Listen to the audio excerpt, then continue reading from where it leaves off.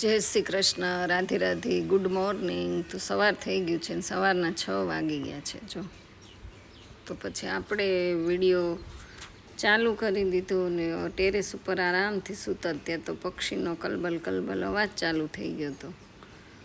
મેં કીધું હવે બહુ મોડું ઉઠવું નથી. આળસ તો બહુ આવતી હતી પણ તોય ઉઠી ગયો. આમ તેમ જોયું પછી ઉઠી ગયા આપણે અને સીધા આવી ગયા નીચે.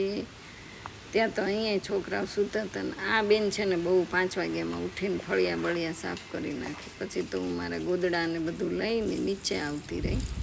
મેં કીધું ફટાફટથી નીચે ઉતરી જાઉં.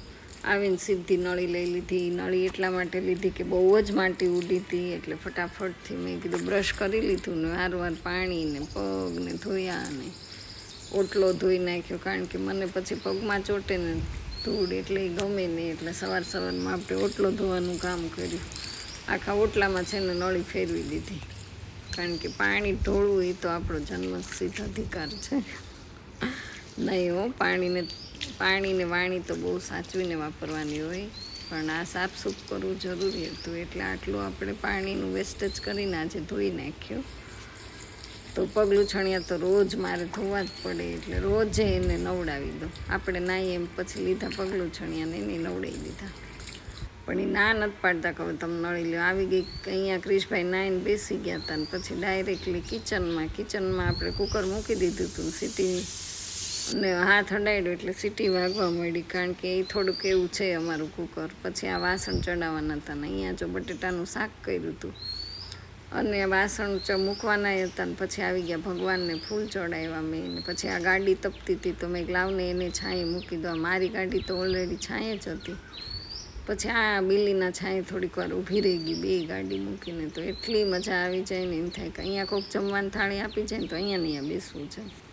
કારણ કે બિલ્લી નીચે બેસવાથી આમ મજા ને મજા. પછી મને એમ થયું લાવને બિલ્લીને પાણી આપી દો એટલે ફટાફટથી મેં પાછા પગે પાણી નાખીને પછી ઝાડવામાં નળી મૂકી દીધી ને થોડીક વાર ઝાડવામાં પાણી જાય ને તો આમ સારું ઠંડો પવન આવે.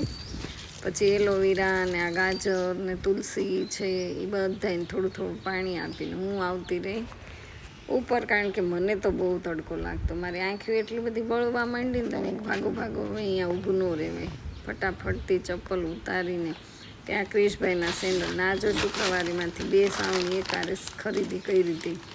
પણ હજી જો એને આપણે વાળશું ને તો બહુ ખરવાનું. પછી આ વાસણ દેખાણા ફટાફટથી વાસણ કપડાં કરી લીધા અને આ બધે ઓછાડી પાથરવાના બાકી. જો કેવું બધું પડ્યું હતું. મહેમાન આવ્યા હતા એને નાસ્તો કરાવ્યો તો ટીપોય બગડેલી. ત્યાં બપોરનો ટાઈમ થઈ ગયો તો બાજરાના રોટલા ને બટેટાનું શાક દાબી લીધા અને સાથે ગરમર હોય. જો કેવું મોડું શાક ના ચૂરમાના લાડવા ગણેશ ચોથના હજી રખડે છે. કોના ઘરે હજી પડ્યા છે વધારાના તો હું ખાઉં ને હારવાર પક્ષીને આપી દઉં ખાવા માટે. પછી પંખો ચાલુ કરી દીધો ને પંખો કે હું ફરું હું કહું હું ઊંઘું. પછી પંખો સરળ ફરવા મળ્યો ને મને તો ઘેન ચડ્યું હો લાડવાનું. એટલે આપણે સૂવાની તૈયારીમાં તો ફટાફટથી થોડીક વાર મેં કીધું આરામ કર્યો. ત્યાં તો પપ્પા આવી ગયા. તેના માટે મેં ચા મૂકીને આરે મારી રકાબી ભરીને એને આપી ચા. પછી પાછું મારું મિશન મેં સંભાળી લીધું. એ કે ધૂળ બહુ મોની છે હો, તારી ઘરે ધૂળ બહુ ઉડે. મેં હા લાવનો નવી સાવણીથી ઓટલો વાળી લો. તો આ સાવણી મેં 100 રૂપિયાની એક લીધી છે અને ડાયરેક્ટ જો આજથી જ આપણે ચાલુ કર્યું. પણ ઓહો આટલો બધો કચરો. આવો કાળી માટી અમારે ઉડતી નથી. પણ પછી વિચાર્યું કે આ કચરો જે કાંઈ નીકળે છે ને એ તો સાવણીમાંથી નીકળે છે. તો હવે આના બંધ કરવા માટેનો રસ્તો મેં વિચાર્યું કે હવે છે ને આ નવી સાવણીથી પહેલાં બહાર જ આપણે વાળીએ. ઓટલા વાળીએ, ફળિયા વાળીએ. પછી તો ફટાફટ આખો ઓટલો વાળવા જ માંડી. મેં ભાર દઈને વાળીશ ને તો જ આ બધું ઉડતું બંધ થશે. એ એટલો કચરો જો કેટલા આમ થઈ ગયું. ધૂળ આટલી બધી નથી ઉડતી, આનાથી ઓછી હોય છે પણ સાવણીમાંથી ખરતું જાય ને હું વાળતી જાઉં છું. પછી વિચાર્યું આમ કેટલા દિવસ આ સાવણીનું રહેશે. તો પછી મેં કીધું લાવ નીચે ફળિયામાં વાળું. કારણ કે ફળિયું છે ને એકદમ લીસું નહોતું, આમ ખરહટ હતું. તેમાં સાવણી ઘસાય ને તો વધારે ખરી જશે.